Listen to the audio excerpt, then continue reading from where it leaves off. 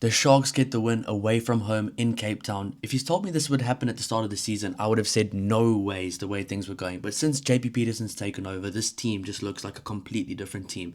This was definitely the best performance from the Sharks that I've seen in recent years. And I mean, this is the first time they've beaten the Stormers in the last 5 times they've played. So that is an absolutely huge win against the Stormers team that hasn't lost at home in I don't even know how many games. I mean, what a performance from the Sharks, and probably a performance the Stormers might be a bit worried about. I mean, 30 points to 19, quite a big win for the Sharks. I honestly, going into the game, thought that the Stormers would be the team that won, that would come out with a victory. But no, in Cape Town, the Sharks get the win, and an emphatic win as well. I mean, looking at some of the stats, there were some stats that stood out to me here. Tackles made. The Sharks only had to make 67 tackles, where the Stormers had to make 119. But the Sharks missed 16 tackles and the Stormers missed 21. But still, that just shows how much ball in hand the Sharks had. And to be honest, in rugby like this, if you have the ball in hand, if you have possession more than not, you will be better than the other team. You will have a better chance of winning the game. You'll have more opportunities. And I mean, all credit goes to Apelele Farsi and the outside back to the Sharks. They were so good under the high ball today. They made it so difficult. I don't even know if the Stormers caught one ball clean out the air. It just seemed like the Sharks were putting on the pressure on them. Box kicks were so phenomenal from Jaden, and especially when Grant Williams came on, his box kicks were pinpoint. And I mean, Grant Williams came on and made a really big impact. But I thought that Jaden actually played a very good game from the start as well. I thought Jordan Hendricks as well, he had a good game for him. I did say earlier in the week he doesn't get the guys going as much as I would like him to, but obviously that changed his game. He had a very good game. He's still a bit of a ball-carrying fly-half, but I mean, if the Sharks are going to win like that, you don't change a winning formula like that. Edwin Swart, the hooker for the Sharks, they had to stand in. I think Bongi Banambi got injured in the warm-up, or he might be sick or something. I think he got injured in the warm-up, but Edwin Swart standing in for him had a phenomenal game. He played himself into the squad for the rest of the year. I did say I thought he's been quite... he's impressed me quite a bit this year, but Edwin Swart today had his best game I've ever seen him play. I mean, he was just so good. Now, if you look at the carries some of the guys make, the top 3 carries in the game all went to Sharks players. Andre Esterhazen, 11 carries. Jason Jenkins with a massive performance, 10 carries. Pepsi Buthelezi with one of the most emphatic performances, one of the best performances I've seen from him in a Sharks jersey with 10 carries. And the 2 top ball carriers for the Stormers is Leolin Zas with 9 and Sasha Ngomazulu with 7. That is becoming a bit of a regular thing, seeing Sasha Ngomazulu make a lot of carries. I know he's very deadly with ball in hand. He created a lot of tries today. He broke the line a lot. It seemed like a lot of other guys around him in the Stormers team weren't really up for it the way he was. But yeah, might be a worrying statistic for the Springbok coaches. They don't want him to get injured. But yeah, I mean, 7 carries. But if he carries the way he does, he carries a bit like a fullback in open space. He's very quick. He's very sharp. He's very good with ball in hand. So yeah, that just says that the Stormers didn't really get that much possession. Not a lot of forward carries either.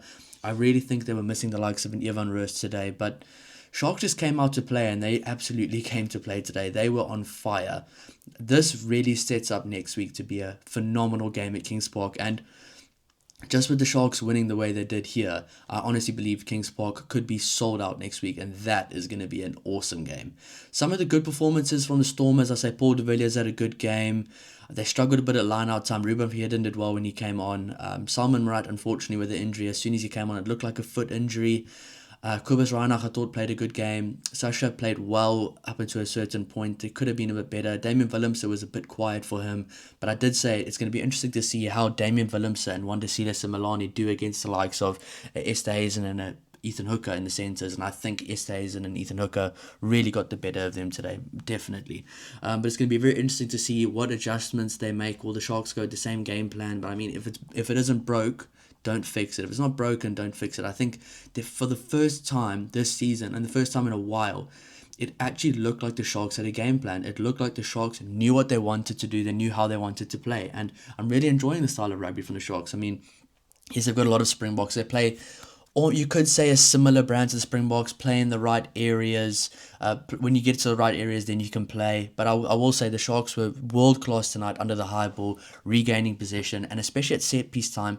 Again, when the opposition had the set piece, they were really good today. Scrum time, line out time, they were just pests all over the park. And I mean, if you can be a pest for a team like the Stormers, which are normally pests to other people and makes life difficult, that's a really good thing. And that is a credit to the coaching staff. That's a credit to JP Peterson that's come in and really made these Sharks players fight for each other and make it very, very tough for teams to beat them. I mean, Before this, the Sharks didn't win many games at all, and now they're looking like they've won most of their games in the last few months, just because of the coaching change, because they got the players to believe in their system and what they can do, and it looks like the players have a lot more of an understanding of what's going on now. So yeah, I will say massive credit to JP Peterson. Ever since he's come into the Sharks, he's looked like the real deal. If I was the Sharks owners right now, or the Sharks CEO, I would 100% be signing JP Peterson to a long-term deal. He's a young coach. He's an ex-Springbok World Cup winner. He knows how to work with superstar players. He gets the best out of his players. And if you guys haven't seen it yet, go look at the Sharks YouTube page behind the scenes. The way he talks to players, the way he singles them out individually, makes them all feel like they are part of the squad, makes everybody understand their roles. You can just tell that there's a shift in that team, and the players enjoy playing for him. They enjoy playing for each other. Manu Chuchuka had a great game today. I thought he played very well before he went off. I thought his brother also played really well. Vincent Chuchuka has been really good at line-out time recently. But yeah, for me, Edouard Swart was phenomenal today.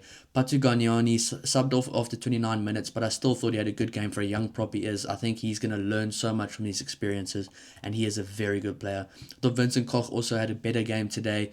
Emil van Heerden and Jason Jenkins are really forming a good lock trio, a lock pair. I didn't really rate them that much at the beginning of the year. I honestly thought Emil van Heerden and Jason Jenkins weren't the two best guys you can have there, but it just seems like now that they've got more game time, they've really grown into their roles. I mean, Jason Jenkins, the massive man he is, finally carrying the ball a bit more and showing how dominant he can be. Emil van Heerden getting stuck in, and from what it looks like from the outside, it looks like Emil van Heerden is a leader in that forward pack.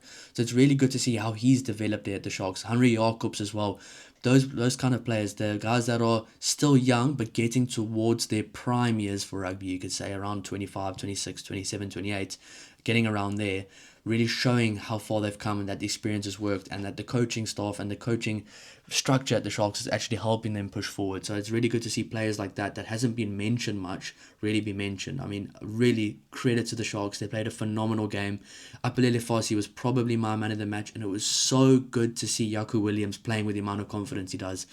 Wow, he was phenomenal, and he was so good at under 20 level for the Junior Springboks last year, and I really can't wait to see how he goes again in the future. I mean, having a guy like him, then you have a guy like Edward van der Merwe there, my pimpy, he can only get better, he can only learn, so it was really good to see. I thought Yao Penke as well, he does struggle with his hands a bit. He struggles a bit under the high ball. I'd have liked to see PK Sabatle there, but I will say, Yao Penke had a good game for him. He had a very good game, especially for how he normally plays. I thought he was a bit more clean tonight. Normally he struggles a bit with handling errors, but he looked a lot better tonight and he played well. Esterhuizen and Ethan Hooker as well looked really comfortable together. And I mean, Jaden Hendrickson and Jordan Hendrickson are literally brothers. Of course they're going to have cohesion. Of course they're going to play well together. And it's honestly working really well. And I will say Grant Williams is the best bench scrum off in the world. The guy coming off the bench, he just knows how to set the tone. He comes on, sticks a few perfect box kicks, really sways the momentum for the Sharks back in their favour, gets them on the front foot, makes a few line breaks, plays in the right areas of the field. He has come so far from just being a running scrum off. He's now a threat all over. He's probably one of the best box kickers in the world right now, which is crazy considering it was a bit of a weakness for him a few years ago. He's one of the best box kickers in the world. His rugby IQ is phenomenal, and I just think he is one of the best players in the world right now, and he made such a big impact. That's why for the Springboks, I really enjoy watching Grant Williams and Mani Lebok coming off the bench together. And I think going forward this year and into 2027, especially for the World Cup, those two will be used as a combination off the bench because they work so well like that. But yeah, massive win for the Sharks. Looking forward to next week at Kings Park. It might be a completely different game. The Stormers might pitch up even more. But if the Sharks can play any way they did today, then they've got a really good chance of going far in this competition. I did say as a bit of my hot takes or predictions that I think the Sharks can make it to the semi-final this year. And I still think that can happen. I think this team is really trending up right now. Win or lose next week, I still think the Sharks will take a lot of positives away from these next 2 weeks. Just being able to get a win away from home at the Stormers is probably one of the toughest places to win right now in the URC away from home, and they managed to do it against a hostile atmosphere like that.